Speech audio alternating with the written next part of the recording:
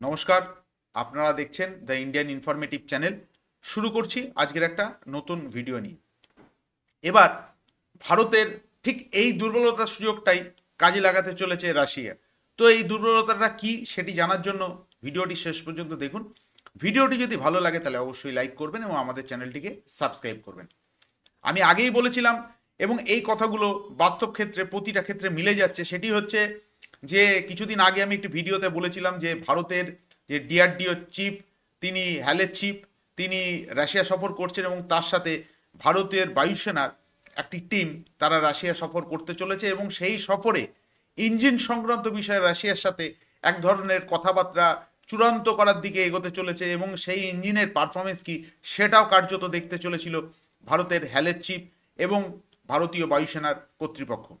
ঘটনা হচ্ছে ভারতের এই মুহূর্তে যে প্রতিরক্ষা মন্ত্রী তিনি রাশিয়া সফর করছেন এবং এই রাশিয়া সফরেই যে তিন চারটি গুরুত্বপূর্ণ ডেভেলপমেন্ট উঠে আসছে সেই ডেভেলপমেন্টগুলো প্রথমেই আপনাদের সামনে আজকে জানাচ্ছি। যেহেতু এই ডেভেলপমেন্টের একেবারে রিসেন্ট ডেভেলপমেন্ট, সেটি হচ্ছে SU-75-এর সাথে সাথে রাশিয়া ভারতকে SU-57 এই যুদ্ধের প্লেনের যে অফার, সেই অফারটি মারাত্মক রকমভাবে পুশ করতে শুরু করে দিল রাশিয়া। তার কারণ হচ্ছে রাশিয়ান কর্তৃপক্ষ, বিশেষ করে রোজোবোরন এক্সপোর্টের যারা কর্তৃপক্ষ, তারা ভারতের প্রতিরক্ষা মন্ত্রীর সাথে একটি জরুরি বৈঠক করতে চলেছে এবং এই বৈঠকে যেটা মূল উদ্দেশ্য হতে চলেছে, এই মুহূর্তে রাশিয়ার পক্ষ থেকে যেটা জানানো হচ্ছে যে ভারতের যে বায়ুসেনার এই মুহূর্তে যা স্কোয়াড্রন স্ট্রেংথের অবস্থা, এই অবস্থা এই মুহূর্তে পরিপূর্ণ করার জন্য রাশিয়ার SU-57, যেটা কিনা proven fifth generation fighter aircraft বলে রাশিয়ান কর্তৃপক্ষ মনে করছে, এই SU-57কে ভারতে তৈরি করতে এবং ভারতেও তার টেকনোলজি ট্রান্সফার করার জন্য রাশিয়া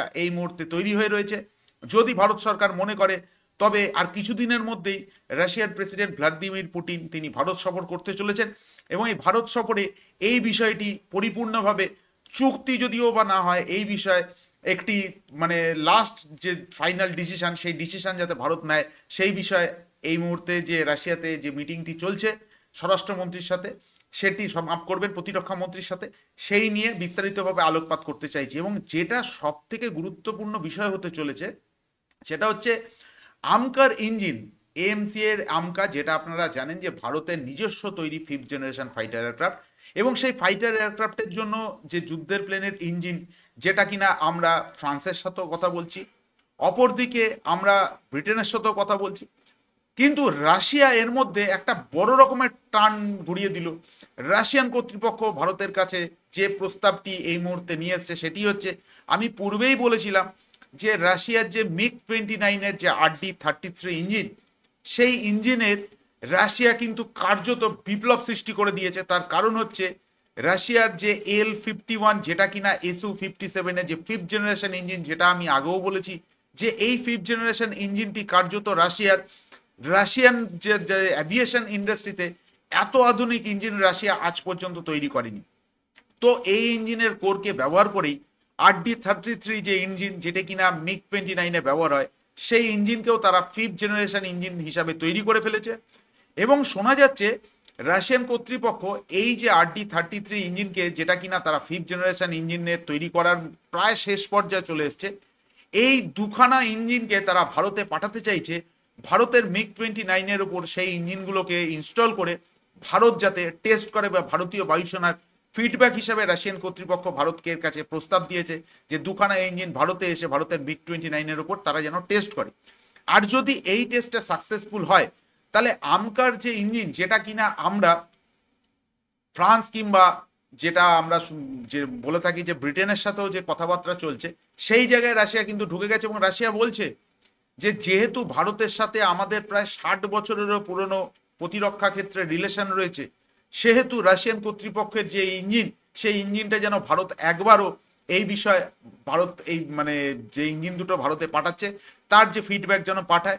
যদি এই ফিডব্যাক সাফল্য পায় তবে সেক্ষেত্রে রাশিয়া ভারতকে পুরোপুরি টেকনোলজি শুধু ট্রান্সফার করবে না, রাশিয়া ভারতকে IP রাইটসও দিতে চলেছে। কারণ রাশিয়ান কর্তৃপক্ষ একটি জিনিস খুব ভালো রকম বুঝেছে যে এই যে 60 বছরে তারা ভারতের সাথে ব্যবসা করে গেছে, সেটি শুধুমাত্র একটি কাস্টমার, ভারত শুধুমাত্র একটি কাস্টমার রূপেই থেকে গেছে। ভারতকে কিন্তু সেইভাবে রাশিয়া কোনো টেকনোলজি ট্রান্সফার করেনি, শুধুমাত্র যেটা করেছে সেটা হচ্ছে লাইসেন্স প্রোডাকশন, যেটা ভারতে হয় সেই বিষয়ে রাশিয়া থেমে থেকেছে। কিন্তু রাশিয়া একটা জিনিস বুঝতে পেরেছে যে আমরা যে দীর্ঘদিন ভারতকে কার্যত বোকা বানিয়ে গেছি, সেই জায়গায় ভারত আর নতুন করে বোকা বনতে চাই না। তার কারণ ফ্রান্স এবং ব্রিটেন, এমনকি আমেরিকাও পর্যন্ত ভারতের কিছু কিছু ক্ষেত্রে টেকনোলজি ট্রান্সফার করে দিয়েছে, এবং 5th জেনারেশন ফাইটার এয়ারক্রাফটের যে ইঞ্জিন, সেই ইঞ্জিন ফ্রান্স কিংবা ব্রিটেন ভারতের সাথে যৌথভাবে তৈরি করারও প্রস্তাব দিয়েছে। আর এখানে রাশিয়া যে জিনিসটা ভালো রকম লক্ষ্য করে দেখেছে, যে যদি ভারতকে এই মুহূর্তে এই ইঞ্জিনের টেকনোলজি যদি না হস্তান্তর করা যায়, তবে একটা বড় রকমের ব্যবসা ভারতের থেকে চিরতরে আমাদের কিন্তু মুছে যাবে। শুধু রাশিয়া এখানেই কিন্তু থেমে থাকছে না। যে ঘটনাটা আরো বেশি গুরুত্বপূর্ণ সেটি হচ্ছে, রাশিয়া ভালো রকম জানে যদি কোনো কারণে SU-57 সাথে ভারতের চুক্তি হয়, তার কারণ হচ্ছে পাকিস্তান কিন্তু যে কোনো মুহূর্তে, মানে এই শোনা যাচ্ছে যে আগামী 2 বছরের মধ্যেই পাকিস্তান চীনের থেকে J-31 যুদ্ধের প্লেন কিন্তু পেয়ে যাবে, যেটা কিনা চীন বলছে 5th জেনারেশন ফাইটার এয়ারক্রাফট। সেক্ষেত্রে যে এয়ারফোর্সের যে আমাদের শক্তি, সেই শক্তি খুব না কমলেও পাকিস্তানের কাছে কিন্তু ভারতের আগেই 5th জেনারেশন ফাইটার এয়ারক্রাফট চলে আসবে। আর এখানেই রাশিয়া ভালো রকম বুঝতে পেরেছে যে এই মুহূর্তে 5th জেনারেশন কিন্তু কার্যত আমেরিকা আর রাশিয়ার ছাড়া প্রুভেন কিন্তু 5th জেনারেশন ফাইটার কারোর কাছে নেই। আমেরিকার F-35 আমেরিকা ভারতকে সরবরাহ করবে না বা ভারতকে দেবে না। আর সেইখানেই রাশিয়া চাইছে যে যেহেতু সিঙ্গেল হিসেবে আমাদেরই 5th জেনারেশন ফাইটার এয়ারক্রাফট রয়েছে, যেটা SU-57, এবং এই যুদ্ধের প্লেনটা ভারত ভালো রকমভাবে ভারতের বায়ুসেনা বা হ্যাল এই যুদ্ধের প্লেন তৈরির সময় একসাথে কাজ করেছে, ফলে নতুন করে ভারতের বিশাল কিছু ইনফ্রাস্ট্রাকচারের প্রয়োজন হবে না বা নতুন করে শেখার কোনো প্রয়োজন পড়বে না। এবং এইখানে রাশিয়া যেটা করতে চাইছে সেটা হচ্ছে, যদি এই SU-57 যুদ্ধের প্লেনের ক্ষেত্রে যদি বিভিন্ন মানে ওয়েস্টার্ন দেশ বলুন, বিশেষ করে আমেরিকা বা জার্মানি বা রাশিয়া বা ফ্রান্স, এই সব দেশ যদি ভারতের উপরে কোনো প্রতিবন্ধকতা জারি করে দেয়, সেক্ষেত্রে ডলারের যে পেমেন্ট মেথড, সেই মেথডটা কিন্তু পুরোপুরি বন্ধ হয়ে যেতে পারে। আর এখানেই রাশিয়া বলছে যে ভারতের সাথে তারা যে ভারতের যে রুপি এবং রুবেল, এই হিসাবে তারা এই ডিলটাকে দেখতে চাইছে।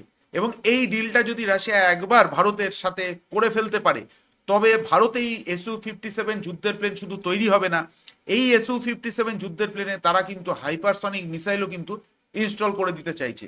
আর যেটা বড় ব্যাপার হচ্ছে যে এই SU-57 যদি ভারতে তৈরি হয়, তবে ভারত থেকেও কিন্তু রাশিয়া একটা বড় রকমের ব্যবসা পেতে পারে। তার কারণ হচ্ছে SU-57 কেনার জন্য আগ্রহ প্রকাশ করেছে বিশ্বের বহু দেশ। আমি পূর্বেই বলেছি, শুধুমাত্র আমেরিকা এবং ইউরোপিয়ান ইউনিয়নের স্যাংশনের ভয় অনেকে কিন্তু রাশিয়ার এই যুদ্ধের প্লেন কিনতে চাইছে না। তো ভারতের ক্ষেত্রে কিন্তু একটা বড় রকমের অপরচুনিটি রয়েছে। এখন দেখা যাক ভারত সরকার এ বিষয়ে কতটা আগ্রহী হয় এবং ভারতের বায়ুসেনা কতটা আগ্রহী হয়, এ বিষয়ে আমাদের নজর থাকবে। আর আপনারা অবশ্যই আমাদের এই চ্যানেলটির উপর নজর রাখুন। আপনাদের যদি কোনো কমেন্টস করার থাকে অবশ্যই কমেন্টস করবেন। তো ভিডিওটা এখানেই শেষ করছি। ভিডিওটা শেষ পর্যন্ত দেখার জন্য ধন্যবাদ। জয় হিন্দ।